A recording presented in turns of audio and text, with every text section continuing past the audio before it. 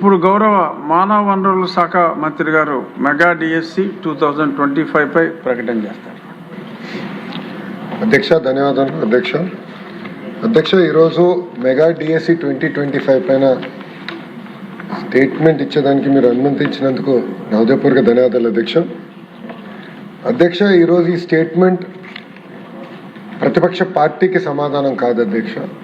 ఒక మంత్రిగా ఆంధ్ర రాష్ట్ర ప్రజలకి డిఎస్సి అంటే ఏంటి, ఎలా చేసాం, ఎలా నిర్వహించాము, అదేవిధంగా గౌరవ సభ్యులందరూ కూడా డిఎస్సిని ఎట్లా పకడ్బందీగా చేసామో తెలియజేయాల్సిన బాధ్యత నా పైన ఉంది కనుక మీ అనుమతి కోరటం జరిగింది అధ్యక్ష. అధ్యక్ష, గౌరవ సభ్యులందరూ కూడా కోరేది వాళ్ళ టేబుల్ పైన ప్రత్యేకంగా డిఎస్సి గురించి ఒక పుస్తకం వేసి గౌరవ సభ్యులందరూ కూడా అందిస్తాం జరిగింది అధ్యక్ష.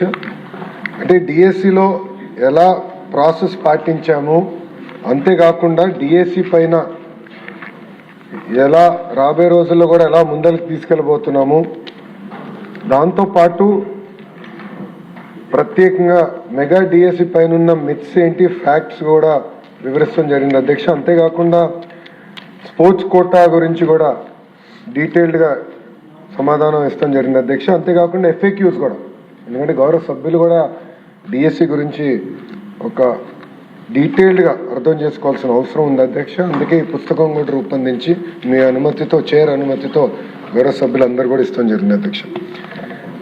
అధ్యక్ష, డిఎస్సి అనేది ఒక బాధ్యతగా ప్రజాప్రభుత్వం తీసుకుంది అధ్యక్ష. ఎందుకంటే 2024 ఎన్నికల ముందల Telugu Desam party, Janasena party, Bharatiya Janata party 3 పార్టీలు కలిసికట్టుగా ప్రజలకి హామీ ఇస్తాం జరిగింది. ప్రతి ఏటా డిఎస్సి చేస్తాం, మొదటిది మెగా డిఎస్సి చేస్తామని ఆనాడు హామీ ఇస్తాం జరిగింది అధ్యక్ష. దాంట్లో భాగంగా అధ్యక్ష ఒకసారి మనం చూస్తే 2025 డిఎస్సి 16,347 పోస్టులతో మనం డిఎస్సి చేస్తాం జరిగింది అధ్యక్ష. దాంట్లో సుమారుగా 3,36,300 మంది అభ్యర్థులు దీనికి అప్లై చేస్తాం జరిగింది అధ్యక్ష. అధ్యక్ష, ఈ మొత్తం ప్రక్రియ కూడా 148 రోజుల్లో పూర్తి చేస్తాం జరిగింది అధ్యక్ష. ఇది బ్రీఫ్గా డిఎస్సి గురించి అధ్యక్ష. డీటెయిల్స్కి వెళ్ళే ముందు అధ్యక్ష ఒకసారి కానీ మనం గౌరవ సభ్యులందరూ విషయం గమనించాలి అధ్యక్ష. ప్రభుత్వ పాఠశాలలో, ప్రభుత్వ సిస్టంలో మనం ఒకసారి చూస్తే తెలుగుదేశం పార్టీ ఆవిర్భావం నుంచి అనేక సంస్కరణ తీసుకొచ్చాం అధ్యక్ష. అన్నగారి నాయకత్వంలో 1983లోనే మధ్యాహ్న భోజనం పథకం మనం తీసుకొచ్చాం అధ్యక్ష. అంతేకాకుండా ఈరోజు పొద్దున గౌరవ సభ్యులందరూ కూడా మాట్లాడారు, అయ్యన పాత్రుడు గారు కూడా చెప్పారు అధ్యక్ష. బీసీ సోదరుల కోసం ప్రత్యేక రెసిడెన్షియల్ స్కూల్స్ కానివ్వండి, అటు ఎస్సీ సోదరులకి ప్రత్యేక రెసిడెన్షియల్ స్కూల్స్ కానివ్వండి ఏర్పాటు చేసింది అన్న ఎన్టీఆర్ అధ్యక్ష. అంతేకాకుండా మహిళల కోసం ప్రత్యేకంగా తిరుపతిలో పద్మావతి విశ్వవిద్యాలయాన్ని కూడా ఏర్పాటు చేస్తాం జరిగింది అధ్యక్ష. దాని తర్వాత అధ్యక్ష గౌరవ ముఖ్యమంత్రి చంద్రబాబు నాయుడు గారు ప్రత్యేకంగా ప్రభుత్వ పాఠశాలను బలోపేతం చేయాలంటే తప్పనిసరిగా మనము టీచర్ రిక్రూట్మెంట్ చేయాలి. టీచర్ నియామకం కానివ్వండి, టీచర్ ట్రాన్స్ఫర్ కానివ్వండి కేవలం గతంలో జెడ్పీ చైర్మన్ చేతుల్లో ఉండేది అధ్యక్ష. సో జెడ్పీ చైర్మన్ సింపుల్గా ఏం రాస్తే ట్రాన్స్ఫర్ అలా జరిగేది అధ్యక్ష. ఇట్లా ఉండకూడదు, పారదర్శకంగా ఉండాలని గౌరవ ముఖ్యమంత్రి గారు పంచాయతీరాజ్ వ్యవస్థలో ఉన్న టీచర్లందరినీ గవర్నమెంట్ సిస్టంలోకి తీసుకొచ్చి ఎప్పుడు లేని విధంగా పకడ్బందీగా చేస్తాం జరిగింది అధ్యక్ష. అంతేకాకుండా ప్రత్యేకంగా మహిళలకి 33% రిజర్వేషన్ డిఎస్సిలో తీసుకొచ్చిన ఘనత తెలుగుదేశం పార్టీ అధ్యక్ష. కౌన్సిలింగ్ విధానం తీసుకొచ్చే అధ్యక్ష మీరు చూస్తే టీచర్ ట్రాన్స్ఫర్స్ కూడా ఆనాడు పారదర్శకంగా మనం చేసాం అధ్యక్ష. దాంట్లో పాటు అధ్యక్ష మీరు చూస్తే 94 నుంచి డిఎస్సి విధానం తీసుకొచ్చాం. అప్పటి నుంచి 2019 వరకు మీరు చూస్తే అధ్యక్ష ఒక తెలుగుదేశం పార్టీ హయాంలోనే 1,80,000 మంది టీచర్ని నియామకం చేశాం అధ్యక్ష. అది ప్రభుత్వ పాఠశాలల పట్ల మాకున్న చిత్తశుద్ధి అధ్యక్ష. కానీ అధ్యక్ష 2019లో ఏం జరిగిందో గౌరవ సభ్యులందరూ కూడా తెలుసుకోవాల్సిన అవసరం ఉంది అధ్యక్ష. అధ్యక్ష 2019 నుంచి 24 వరకు ఒక్క టీచర్ రిక్రూట్మెంట్ జరగలేదు. అంతేకాకుండా అధ్యక్ష 12 లక్షల మంది పిల్లలు ప్రభుత్వ పాఠశాలలకి దూరమయ్యారు అధ్యక్ష. ఆనాడు పెద్ద పెద్ద మాటలు మాట్లాడారు అధ్యక్ష. డీటెయిల్స్లోకి వెళ్తే 12 లక్షల మంది పిల్లలు ప్రభుత్వ పాఠశాలల నుంచి ప్రైవేట్ పాఠశాలలకు వెళ్ళిపోయారు అధ్యక్ష. అధ్యక్ష ఉపాధ్యాయులు అనేది మనం అందరం గౌరవించాలి అధ్యక్ష. ఉపాధ్యాయుల్ని ఈరోజు కూటమి ప్రభుత్వం ఒక సింగపూర్కి ఫిన్లాండ్కి ట్రైనింగ్ పంపిస్తే అధ్యక్ష, గత ప్రభుత్వం ఏం చేసింది అధ్యక్ష? టీచర్ని ఏకంగా వైన్ షాపుల ముందర పెడతాం జరిగింది అధ్యక్ష. టీచర్ ఇది మీడియాలో వచ్చింది, నేషనల్ మీడియాలో వచ్చిన ఆర్టికల్ని నేను ఈరోజు గౌరవ సభ్యులందరికీ చూపిస్తున్నాను అధ్యక్ష. ఆ రోజు మనం అందరం చూసాం వైన్ షాపుల ముందర ఎట్లా ఉపాధ్యాయుల్ని నుంచోబెట్టారు అధ్యక్ష.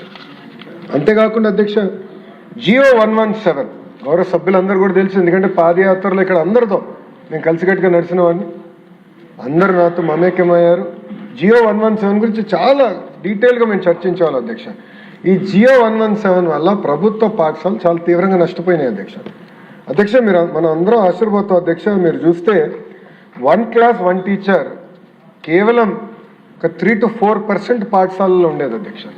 మన ప్రభుత్వ అధికారంలోకి వచ్చిన సమయానికి కేవలం 3 to 4% పాఠశాలలోనే ఉండేది అధ్యక్ష. అధ్యక్ష ఇక్కడ అనేక సందర్భాల్లో నేను ఏ విషయం మాట్లాడినా నా యువగలం పాదయాత్ర గురించి కూడా నేను మాట్లాడటం జరుగుతుంది అధ్యక్ష. ప్రత్యేక అధ్యక్ష గౌరవ సభ్యులు కూడా ఉన్నారు, కర్నూలు పార్లమెంట్కి చెందిన వాళ్ళు. నాకు ఇప్పుడు కూడా గుర్తుంది అధ్యక్ష, పాదయాత్ర చేసినప్పుడు ప్రత్యేకంగా ఆలూరు కానివ్వండి, ఆదోని కానివ్వండి, మంత్రాలయం ఆ ప్రాంతంలో చేసినప్పుడు అధ్యక్ష వందల కొద్ది వాహనాలు బొలేరోలో మహిళలు కింద ఉండేవారు, బల్ల పైన మగవాళ్ళు ఉండి వలసలుగా గుంటూరుకు వచ్చేవారు అధ్యక్ష.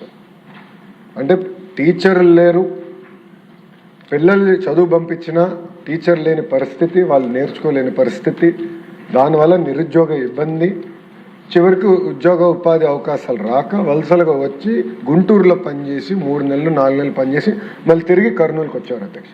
అది నేను కల్లారా చూశాను అధ్యక్ష. ఆనాడు నేను నిర్ణయించుకున్నాను అధ్యక్ష, మెగా డిఎస్సి ఏర్పాటు చేయాలి, ప్రత్యేకంగా కర్నూలు జిల్లాకి, కర్నూలు పార్లమెంట్కి అవసరమైన టీచర్లు కేటాయించాలని ఆనాడు నిర్ణయించాను అధ్యక్ష. గర్వంగా చెప్తున్నాను, సుమారుగా 10% మంది రిక్రూట్ అయిన టీచర్లు ఒక కర్నూలు జిల్లాకే వచ్చాం అధ్యక్ష. 10% వెళ్ళారు అధ్యక్ష. అయినా ఇంకా సరిపోద్ది అధ్యక్ష. నెక్స్ట్ రౌండ్లో కూడా ఇప్పుడు జరుగుతున్న డిఎస్సి నియామకంలో కూడా చేస్తున్నాం అధ్యక్ష.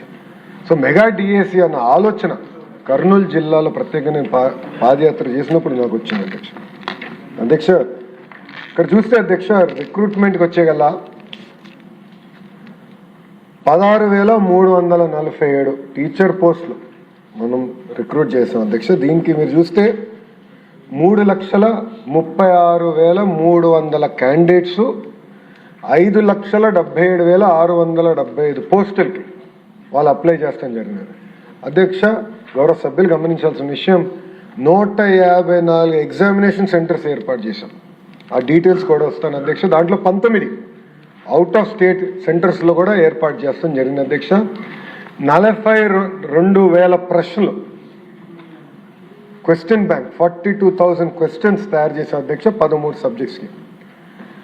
అంతేకాకుండా అధ్యక్ష మీరు చూస్తే ఈ ప్రక్రియ మొత్తం పూర్తి చేసి 148 రోజుల్లో పూర్తి చేసి 15,941 మంది టీచర్లకి ఒక పెద్ద కార్యక్రమం పెట్టి గౌరవ ముఖ్యమంత్రి గారి నాయకత్వంలో వాళ్ళకి ఆర్డర్స్ ఇచ్చిన ఘనత ఒక కూటమి ప్రభుత్వాన్ని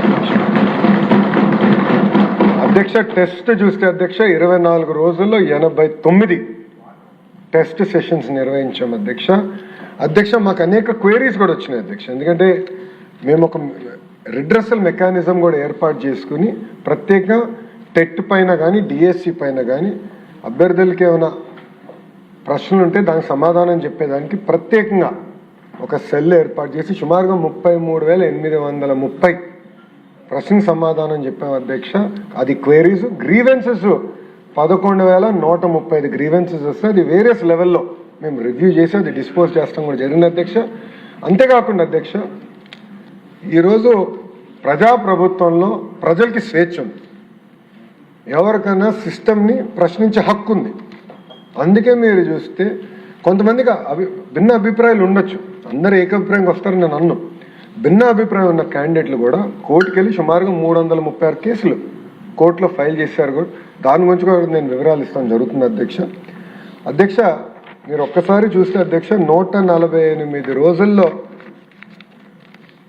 12 స్టెప్స్ ప్రజాప్రభుత్వం చేసింది అధ్యక్ష. మొదటిది టెట్ నోటిఫికేషన్, టెట్ నిర్వహిస్తాం. దాని తర్వాత DSC notification district management wise అది అమలు చేస్తాం. దాని తర్వాత వెబ్ బేస్డ్ ఆన్లైన్ అప్లికేషన్ తీసుకొస్తాం, క్వశ్చన్ పేపర్ సెట్టింగ్. దాని తర్వాత టీసీఎస్ అయాన్, దాని గురించి చాలా డీటెయిల్గా ఎక్స్ప్లెయిన్ చేస్తే టీసీఎస్ అయాన్ ఒక secure testing platform, computer based testing platform, దాన్ని వినియోగిస్తాం. దాని తర్వాత ఎగ్జామినేషన్స్ ఏర్పాటు చేస్తాం. స్కోర్స్ డిక్లేర్ చేసి పారదర్శకంగా ఆన్లైన్లో ప్రతి విద్యార్థికి SMS ద్వారా వాళ్ళ స్కోర్స్ తెలియజేస్తాంతో పాటు ఒక వెబ్సైట్ ఏర్పాటు చేసి ట్రాన్స్పరెంట్ మెకానిజంగా ఆ స్కోర్స్ అన్ని కూడా తెలియజేస్తాం. దాని తర్వాత జోన్ ఆఫ్ కన్సిడరేషన్లో ఎవరున్నారో వాళ్ళని పిలిచి సర్టిఫికేట్ వెరిఫికేషన్ కూడా పకడ్బందీగా డిస్ట్రిక్ట్ యాజ్ యూనిట్గా చేస్తాం. 9వ పాయింట్ అధ్యక్ష, very important point, vertical horizontal reservation అధ్యక్ష. గతంలో డిఎస్సీలు ఎందుకు నిలబడలేదంటే కోర్టు చాలా స్పష్టంగా వర్టికల్ అండ్ హారిజాంటల్ రిజర్వేషన్ చెయ్యాలి అని చాలా స్పష్టంగా చెప్పింది. దానికి తగిన జడ్జిమెంట్లు కూడా ఉన్నాయి. ఫస్ట్ టైం అధ్యక్ష నాకు తెలిసినంత వరకు భారతదేశ చరిత్రలో వర్టికల్ హారిజాంటల్ రిజర్వేషన్స్ డిఎస్సిలో నిర్వహించిన ఏకైక ప్రభుత్వం ఎన్డీఏ ప్రభుత్వం అధ్యక్ష. పకడ్బందీగా నిర్వహించినది. 10th point grievance redressal mechanism ఎలా ఏర్పాటు చేసాం గౌరవ సభ్యులు కూడా చెప్తా. మళ్ళీ ఫైనల్ సెలక్షన్స్ అపాయింట్మెంట్స్ ఎలా జరిగింది, లాస్ట్ వచ్చే కోర్ట్ కేసెస్, పెండింగ్ కేసెస్ ఎన్ని ఉన్నాయి, ఎన్ని క్లియర్ అయింది కూడా గౌరవ సభ్యులకు నేను తెలియజేస్తాను జరుగుతుంది అధ్యక్ష. మీరు చూస్తే టెట్ నోటిఫికేషన్కి వచ్చేగల అధ్యక్ష, ఇది చాలా స్పష్టంగా National Council for Teacher Education guide lines ఇచ్చింది అధ్యక్ష. గైడ్ లైన్స్లో compulsory TET qualified teacher qualification ఉండాలి టీచర్స్కి, బోత్ ప్రభుత్వ పాఠశాలలో ప్రైవేట్ పాఠశాలలో కూడా ఉండాలని చాలా స్పష్టంగా చెప్పారు కనుక టెట్ మ్యాండేటరీ చేసి 20% టెట్ మార్క్స్కి వెయిటేజ్ ప్రజాప్రభుత్వం అందిస్తాం జరిగింది అధ్యక్ష. ఒక టెట్కే మీరు చూస్తే అధ్యక్ష 3,68,661 మంది అప్లై చేస్తే క్వాలిఫై అయింది 1,87,256 మంది క్వాలిఫై కూడా అవుతాం జరిగింది అధ్యక్ష. టెట్ కూడా మొత్తం పారదర్శకంగా టీసీఎస్ అయాన్ ద్వారా నిర్వహిస్తాం జరిగింది అధ్యక్ష.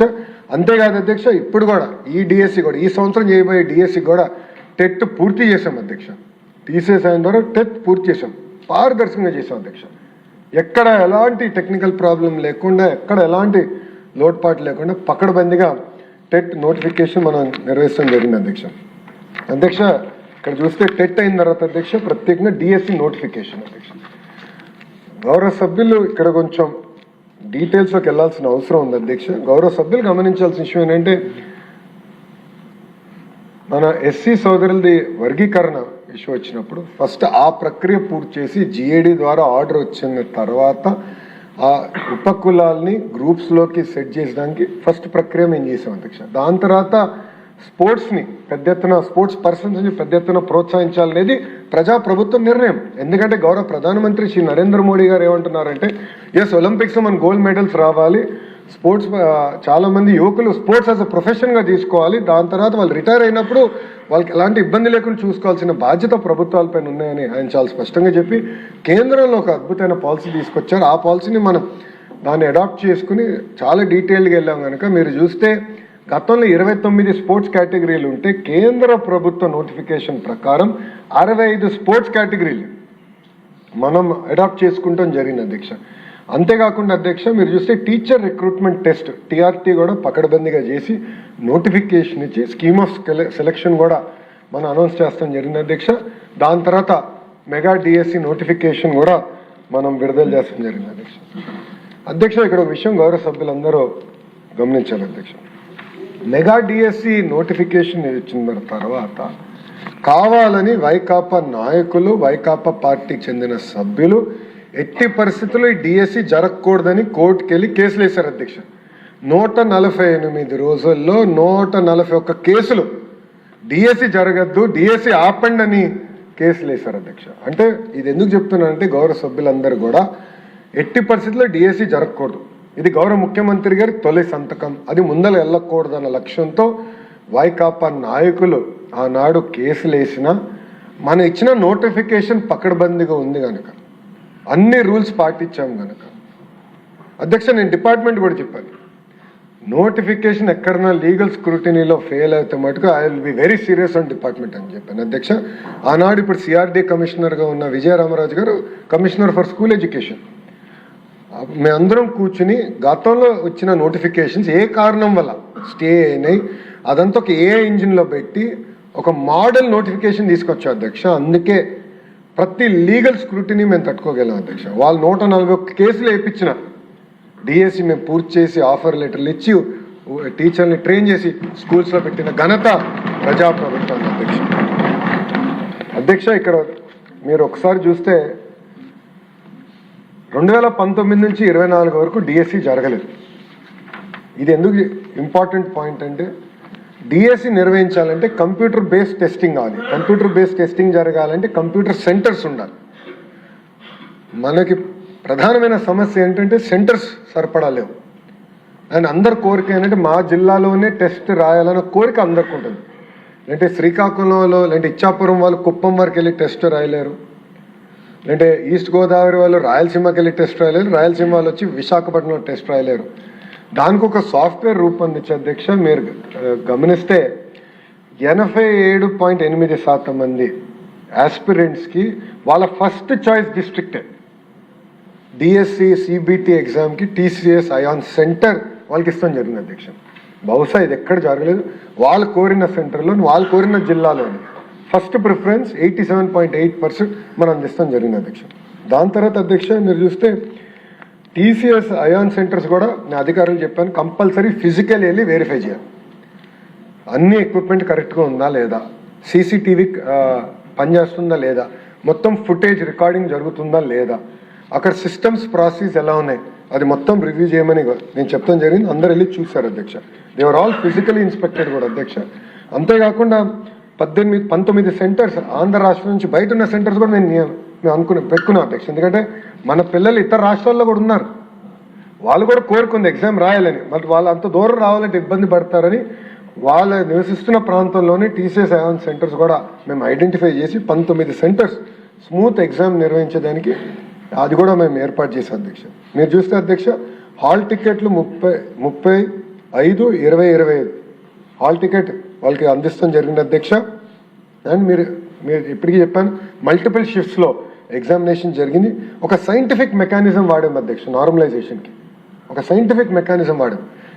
దీన్ని కూడా ఛాలెంజ్ చేస్తూ వైకాపా వాళ్ళు కోర్టుకి వెళ్తే కోర్టు చాలా స్పష్టంగా చెప్పింది, కోర్టు ఎగ్జామ్స్కే నార్మలైజేషన్ ఉన్నప్పుడు డిఎస్సికి ఎందుకు నార్మలైజేషన్ ఉండకూడదని కోర్టు చెప్పి ఆ కేసుని పక్కన పడేసింది, డిస్మిస్ చేసింది అధ్యక్ష కోర్టు. అంత పారదర్శకంగా మేము నార్మలైజేషన్ పాటించాం అధ్యక్ష. అంతేకాకుండా హెల్ప్ డెస్క్ ఏర్పాటు చేసి గ్రీవెన్స్ రిడ్రెసల్ కూడా పకడ్బందీగా చేస్తాం జరిగింది అధ్యక్ష.